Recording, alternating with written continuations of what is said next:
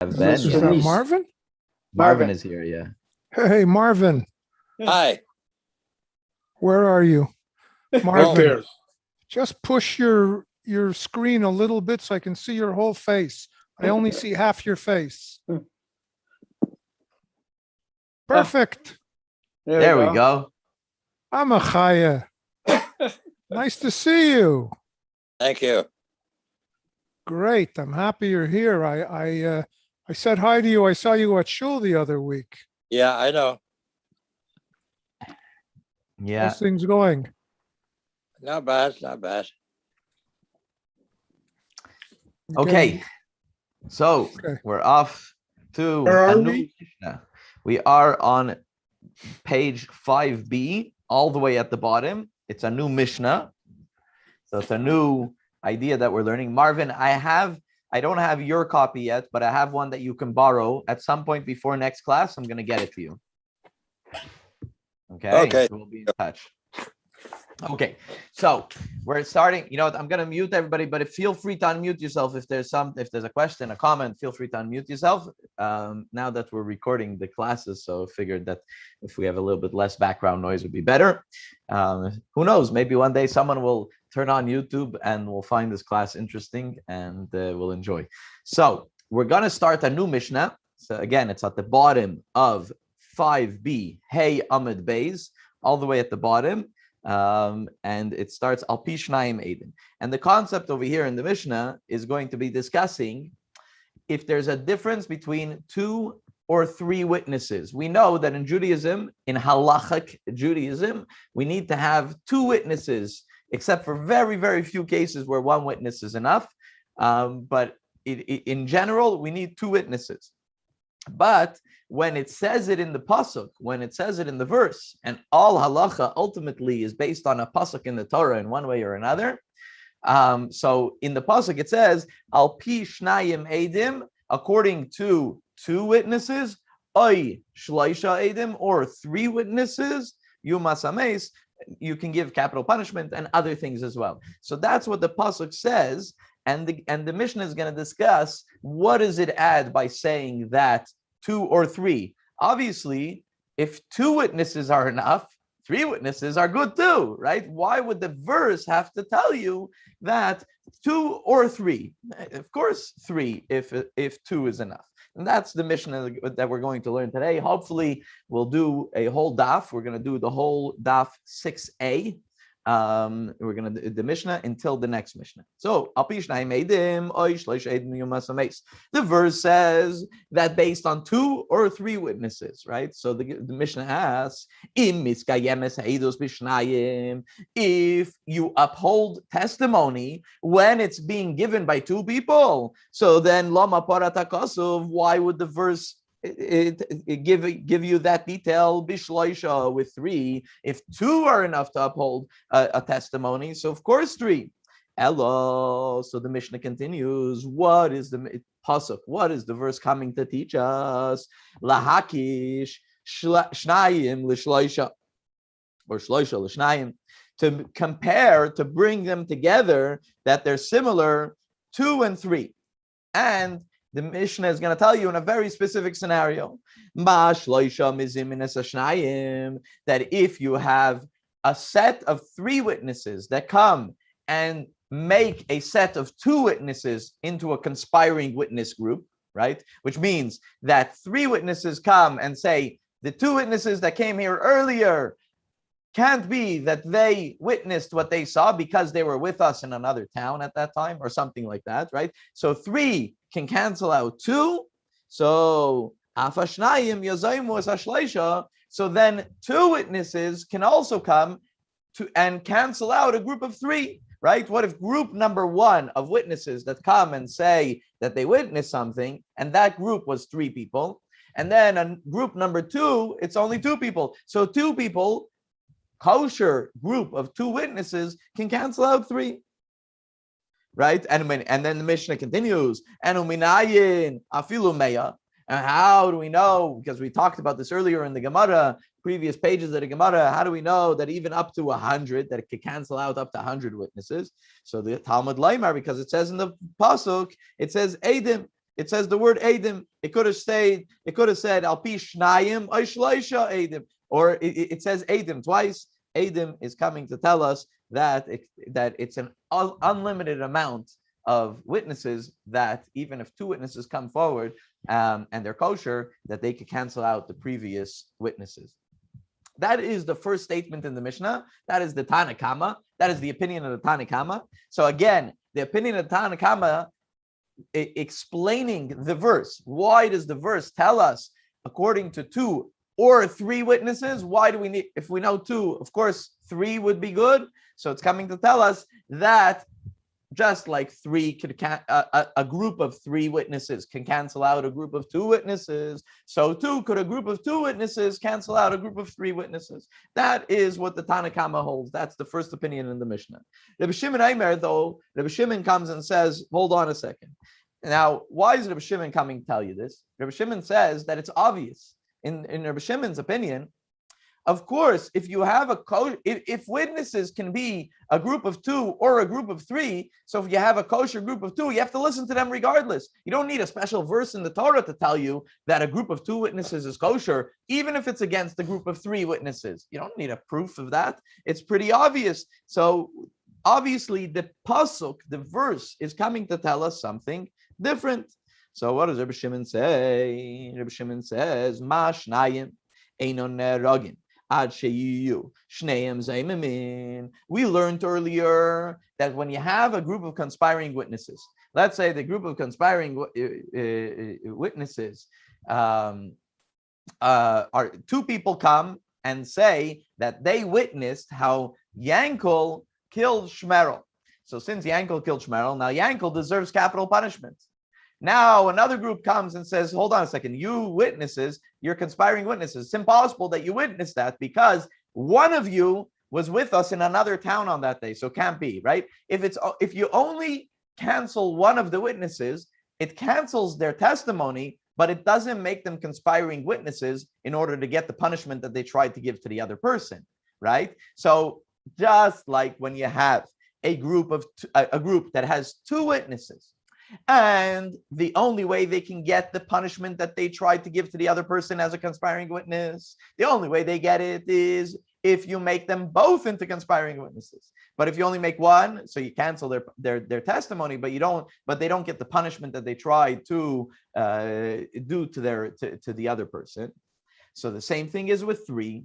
If you come and say that one of them was with us, right? Still, you need to be, all 3 of them have to be considered conspiring witnesses in order to get the capital punishment or whatever other punishment they were trying to mete out to this other person. So again, that when it comes to conspiring witnesses, you do not kill the witnesses, the conspiring witnesses, unless they were both found to be conspiring witnesses. So so 2, 3, they're not killed, they don't get capital punishment until all 3 of them are found to be conspiring witnesses. And then Reb Shimon continues, and how do we know that even 100? So Talmud Makkos Eidim, because the verse says Eidim. Eidim, and the extra word Eidim comes to tell us that it's not just for 1, not just for 2, not just for 3, up even 100. Also, if a group of 100 witnesses come together and they say we witnessed something like that, and you found half of them to be conspiring witnesses, so they do not get the punishment of conspiring witnesses until all 100 are found to be conspiring witnesses. And that is the opinion of Reb Shimon. So again, over here we have the opinion of Tana Kama. The opinion, the first opinion in the Mishnah is that the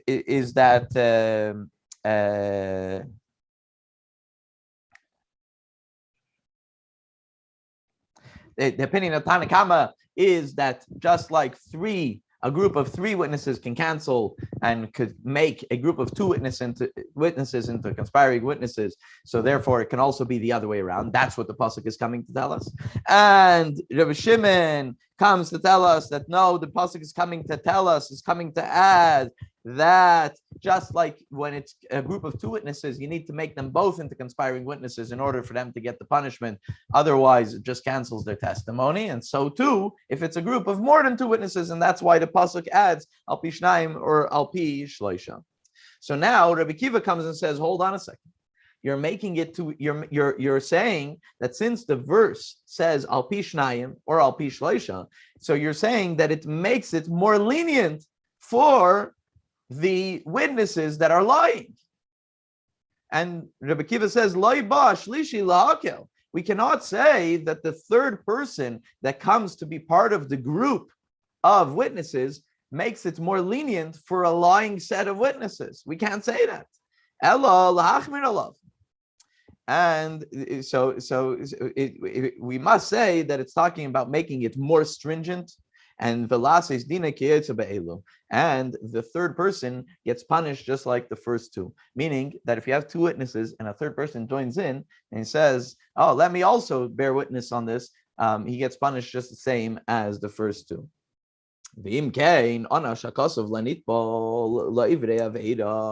So what is this coming to tell us? The pasuk, according to Rabbi Akiva, the pasuk is coming to tell us that when someone sticks himself, gets connected with someone, he becomes a third wheel for an avera, for a sin, right? Someone that becomes a third wheel for a sin. So he is like he did the sin himself, even though they could have done it without him. They could have done it without him. He didn't have to be a part of it. And he became a third wheel for it. So then it's just like he did the sin by himself. He can't say, well, they were already conspiring witnesses without me. I just joined in along. So they didn't need me. I just joined in along. No, it's just like you did the sin yourself.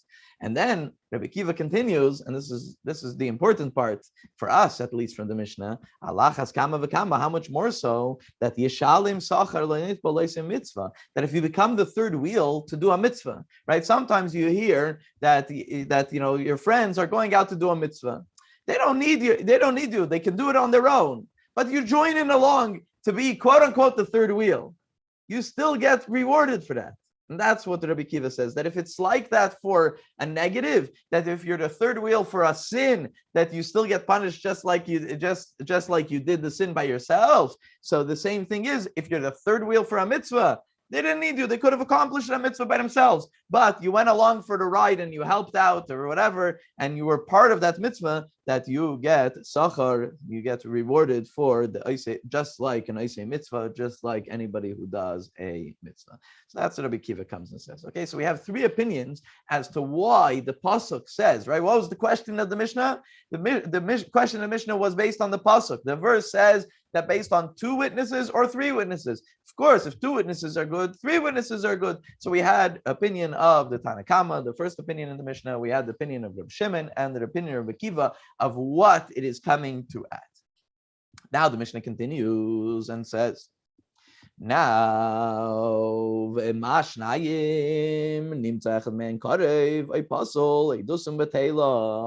now, if you have two witnesses that come, there's very, very specific laws and halachas when it comes to witnesses about who could be a witness. If you're related to any party of what's going on, so like today we use witnesses, halachic witnesses, for example, we use them for a ketubah, right? A marriage contract, a Jewish marriage contract. It needs to have kosher witnesses. And there's very, very specific halachas of what's considered to be a kosher witness. One of the main things is that you can't be related. I remember a few years ago, I had a friend getting married. It was on a Tuesday night here in Montreal.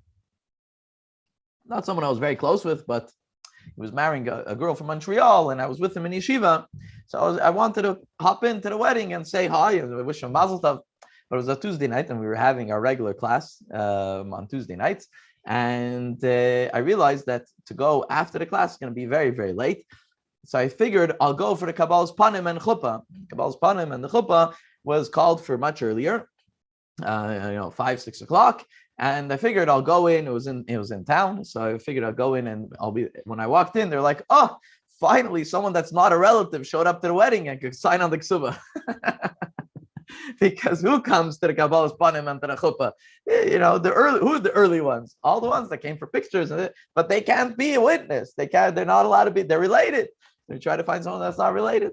So it was a funny thing, but it's a practical thing, right?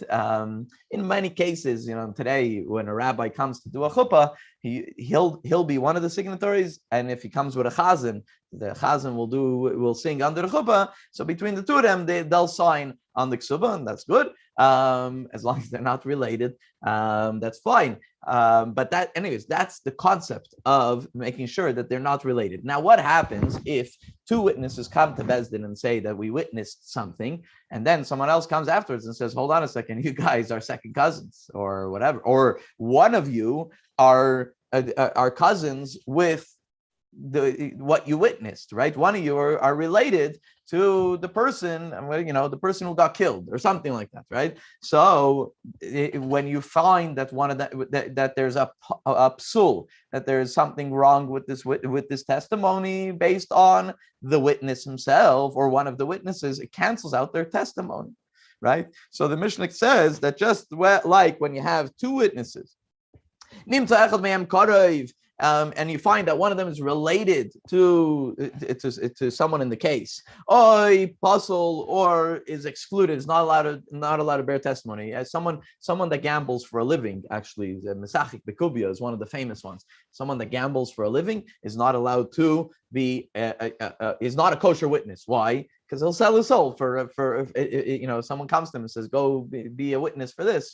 So according to halacha, someone that gambles for a living is not kosher for edus. So then edus on betela. So when you have two of them and one of them is found to be improper, not a proper witness, so then the whole testimony gets canceled. So the Mishnah says af shloisha. So too, if you have three witnesses, and you find only that one of them, right? One of them is not a kosher witness. So edus and betela cancels out their whole testimony. You don't come and say, according to this opinion, you don't come and say, hold on a second, let's cancel one guy out, but you still have two kosher witnesses. You can't do that. Since they came together, it cancels their whole testimony. And afilu meya, even if you have 100 witnesses and one of them is found to be an improper witness, it cancels their whole testimony. Talmud Makkos, we learned that from the word Eidim. So, Amar Rabbi Yosi, we're now on 6a on the top. Amar Rabbi Yosi, Rabbi Yosi says, hold on a second. This statement that we just said, right? So there's an argument. When are we referring to that? If you find a problem with one of them, it cancels the whole testimony. When it comes to capital punishment.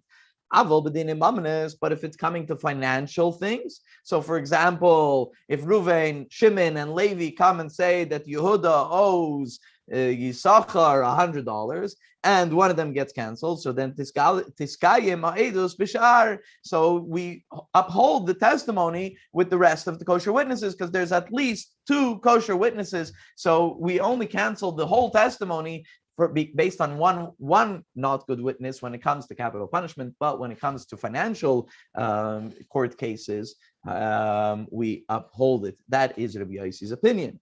Rabbi says, Rabbi Yehuda Anasi comes and says, it doesn't matter if it's financial dispute or if it is capital punishment.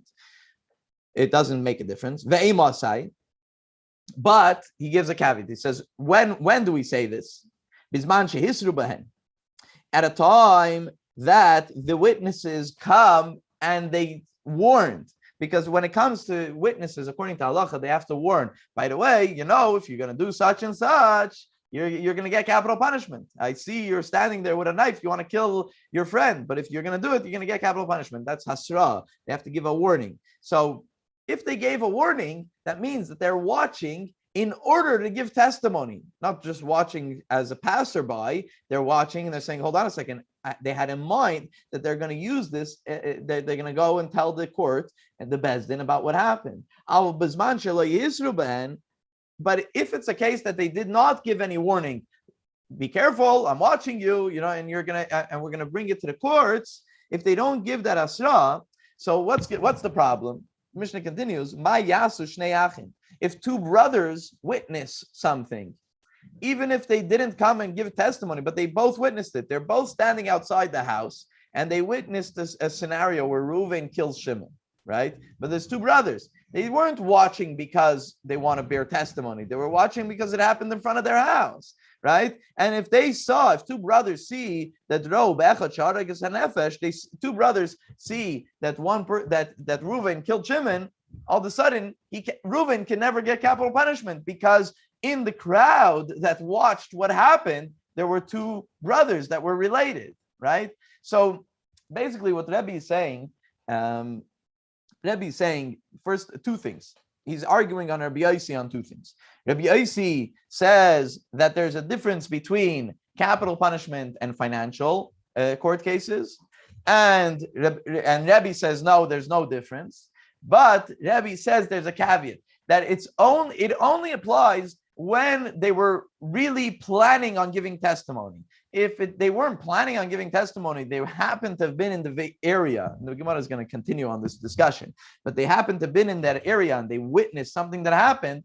So we don't say, two people that are related to each other witnessed it, so therefore we can't accept their testimony from either of them. No, only if the two people came and they wanted to give that testimony. And that's what Rabbi says over here. So the argument between Rabbi Yossi and Rabbi, which we're going to continue in a few moments in the Gemara. But the Gemara first starts with the earlier part of the Mishnah. And let's go into the Gemara. Amar Rava says, Vehu sheidu kulam v'soich kedei dibur. That when do you consider? Because we talked about in the Mishnah when there's 2 witnesses versus 3 witnesses, but even up to 100 witnesses. So when do we talk about 100? How could they be considered to be one group? Maybe the 100 witnesses are really 50 groups of 2. And then if you cancel one, but you still have another 49 groups, right? Why would you consider? How do you consider that the 100 people that came to give testimony about what they saw on Sources Boulevard, right? The thing that they witnessed, right? Because there's a lot of people, or in St. Catherine Street, where there's a lot of passerbys, right? So a lot of people witnessed what happened. When do you consider them to be one group of witnesses and not separate groups? So Rava says that they have to say it b'soich kedei dibur. Soich kedei dibur is a halachic term of something that's said in rapid, quick succession. The idea of Seich Kedei Dibur is that they said it within the time of being able to say Shalom Alecha Rabbi Yomairi, 4 words in Hebrew. That's what the halachic idea of Seich Kedei Dibur is, that they have to say it quickly. Meaning, you can't have that Reuven comes and says testimony, Shimon comes right after him, and then an hour later Levi comes. Levi's already part of a separate group, right? He came much later. He's not part of that group. That's the halacha, right? But so Rava says that in order for them to be all together, they have to say Teich Kedei Dibur. Teich Kedei Dibur, they have to say it within 4 seconds of each other.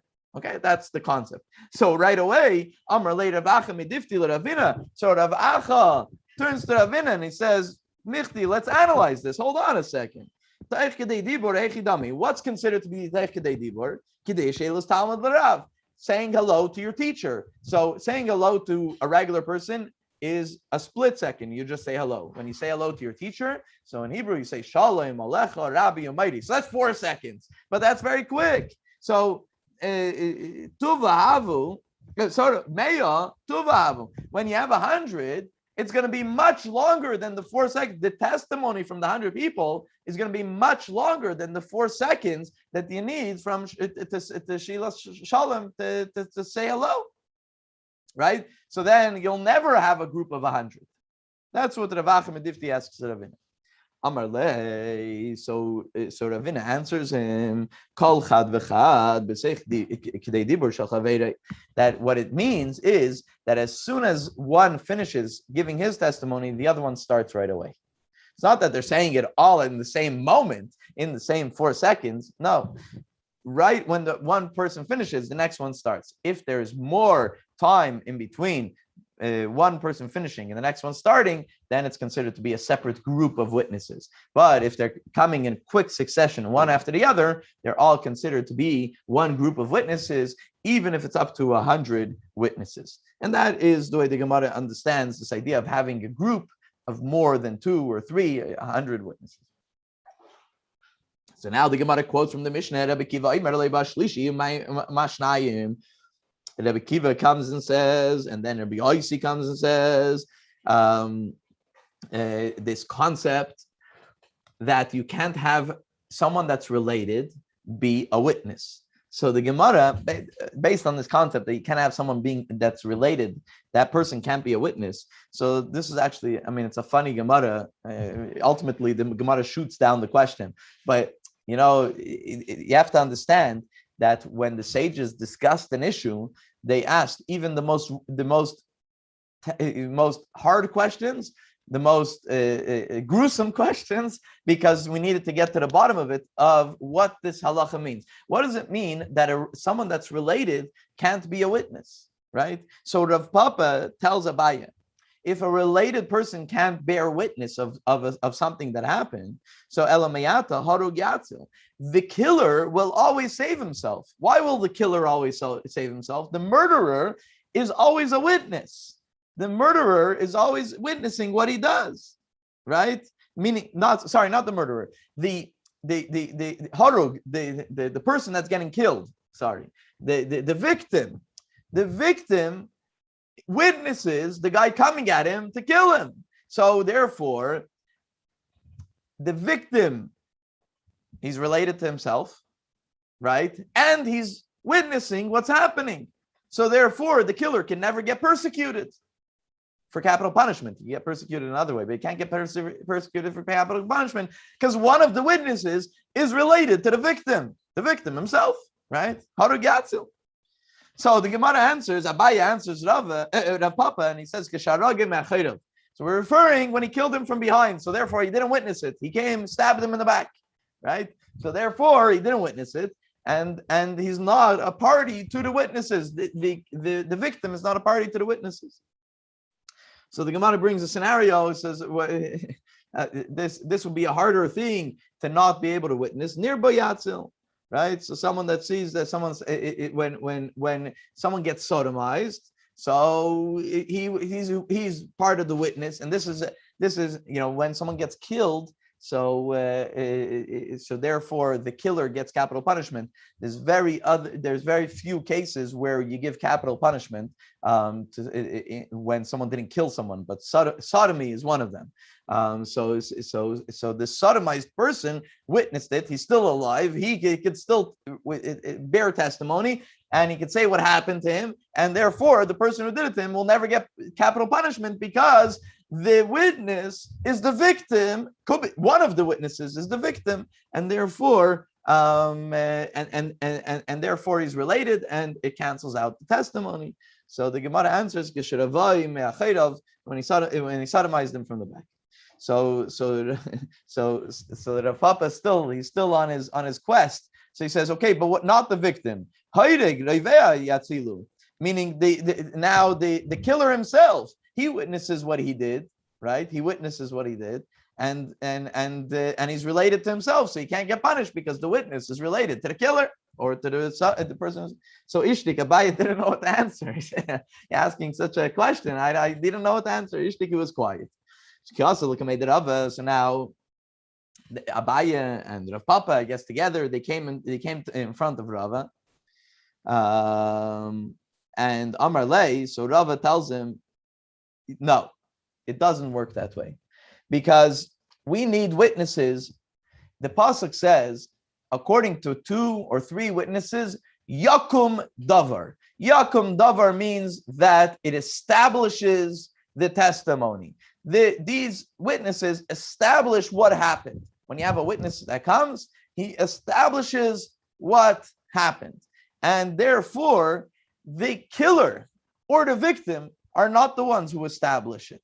It's only the witnesses that establish it. So since the pasuk says that witnesses are those who establish what happened, yakum davar, So b'mikayim davar akasav medaber. It has to be. So when we talk about witnesses and witnesses that could cancel out testimony is only in a scenario, only in a case where those witnesses can establish things. So therefore, the victim or the killer are not part of the witness system. They're not part of any testimony.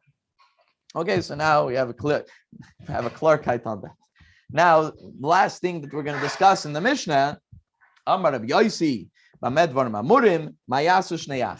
this argument between Rabbi Yosi and Rabbi Yehuda Nasi, Rabbi Yosi and Rabbi, right? That Rabbi Yosi says that we cancel when it comes to.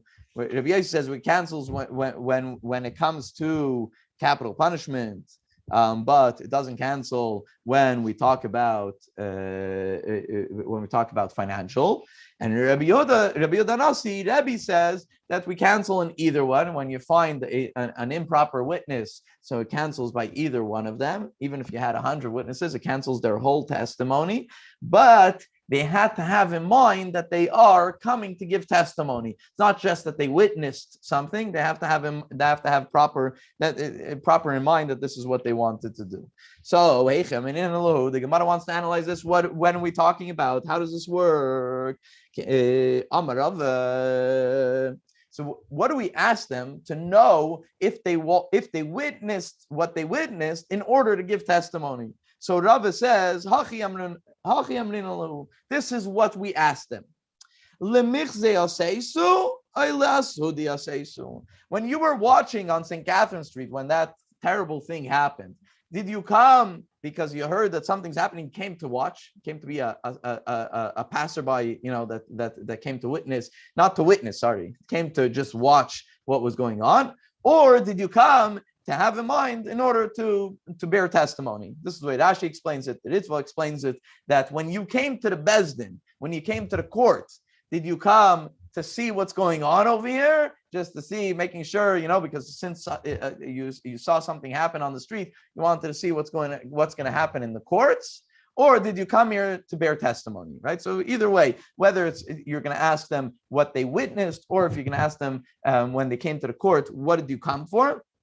So then, if they said that they came to because they wanted to bear testimony, so then if nimtza echad mehem karev apostle eduson betela, so then if you find one of them that's related or that is not a kosher witness, so then it cancels their whole testimony. But if they said the only reason I came was to watch, I wasn't planning on giving any testimony, so then what are you going to do? Because then they're not part of the testimony, and it doesn't cancel the testimony, because as the Mishnah said, what are you going to do in any scenario where two brothers are standing together and they happen to witness something? You can never prosecute the killer or the person who did something really bad. If two brothers witnessed one person killing another, he'll never get prosecuted properly because two brothers happened to have witnessed it.